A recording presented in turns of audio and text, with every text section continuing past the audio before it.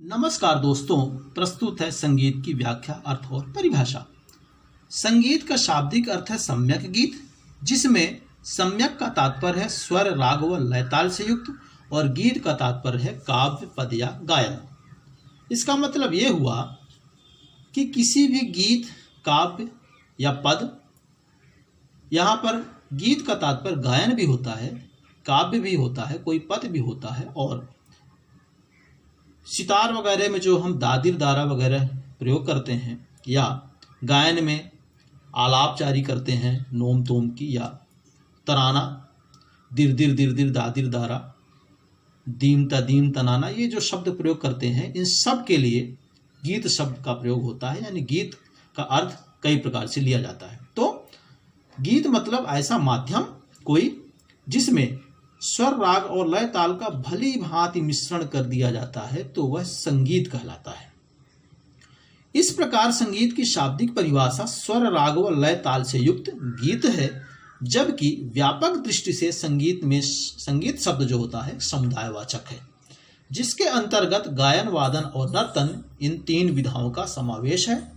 पंडित सारंग देव ने संगीत रत्नाकर में संगीत की परिभाषा इस प्रकार दी है: गीतम वाद्यम तथा नृत्यम त्रयम संगीत मुच्यते, अर्थात गीत, वाद्य, उसके अनुरूप नृत्य, इन तीनों को संगीत कहा जाता है। यहाँ पर यह ध्यान देना आवश्यक है कि इस श्लोक की व्याख्या करते समय अधिकांश व्याख्याकार तथा शब्द का अर्थ और लगाते हैं। तथा चूंकि ये संस्कृत में श्लोक है, तो तथा का संस्कृत में अर्थ होता है उसी के अनुरूप। इसके लिए एक कहावत चालित अर्थ है, यथा नाम तथा गुण। तथा हिंदी में जरूर होता है तथा का अर्थ और, लेकिन संस्कृत में नहीं होता है। संस्कृत में और के लिए च शब्द प्रयोग होता है। तो इसलिए इसकी जो व्याख्या की जाती है गायन, वादन और नृत्य, तो इस प्रकार से गायन, वादन और नृत्य, इन तीनों को संगीत कहते हैं, ये उचित नहीं जान पड़ती। इसके अलावा संगीत मुच्यते की भी जब संधि विच्छेद करते हैं, तो संगीत और मुच्यते ये अलग अलग कर देते हैं, जबकि सही इसका संधि विच्छेद होगा संगीतम उच्यते। उच्यते मतलब उच्चारित करना या कहना। संगीत शब्द का प्रयोग विभिन्न अर्थों में होता है। गायन, वादन और नर्तन, इनका सम्मिलित स्वरूप भी संगीत है, और गायन, वादन व नर्तन, ये तीनों कलाएं स्वतंत्र रूप से भी संगीत कहलाती है। सामान्यतया संगीत कहलाने के लिए किसी पद में स्वर, राग व लय ताल का सम्यक मिश्रण आवश्यक है।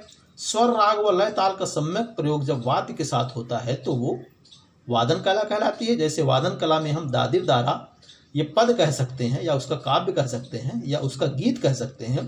और उस दादिर दारा रूपी काव्य, पद या गीत में जब हम स्वर, राग और लय ताल का भली भांति सम्मिश्रण कर देते हैं, तो वो गत या किसी और नाम से पहचानी जाती है और संगीत कहलाती है। तो स्वर, राग और लय ताल का सम्यक प्रयोग जब वाद्य के साथ होता है, तो वो वादन कला कहलाती है। और इसी में जब काव्य पद को सम्मिलित करके कंठ का सहारा दिया जाता है, तो वह गायन कला कहलाती है। और जब इसमें भाव, अभिनय यानी अंग संचालन का समावेश कर दिया जाता है, तो वो नर्तन कला कहलाने लगती है। पाश्चात्य संगीत के अंतर्गत मात्र गायन और वादन कला का ही समावेश है, जिसे हम म्यूजिक कहते हैं। वहाँ नृत्य संगीत से पृथक है, जिसे डांस कहते हैं। अंग्रेजी में संगीत का तात्पर्य म्यूजिक प्लस डांस होता है, सिर्फ म्यूजिक नहीं। यानी म्यूजिक प्लस डांस कहेंगे तब संगीत का भावार्थ स्पष्ट होगा। प्राचीन काल में संगीत के दो भेद माने जाते थे, मार्गी और देशी। प्राचीन ग्रंथों में संगीत के लिए गांधर्व शब्द प्रयोग मिलाया जाता था। वर्तमान में शास्त्रीय संगीत की दो पद्धतियां प्रचलित हैं: उत्तर भारतीय संगीत अर्थात हिंदुस्तानी संगीत, और दक्षिण भारतीय संगीत अर्थात कर्नाटक संगीत। आपको हमारा यह प्रयास कैसा लगा, कमेंट्स करके ज़रूर बताएं। हमें आप कुछ सुझाव भी दे सकते हैं, और हमारे चैनल को ज़रूर सब्सक्राइब करें, इस पर लाइक और शेयर भी करें। धन्यवाद।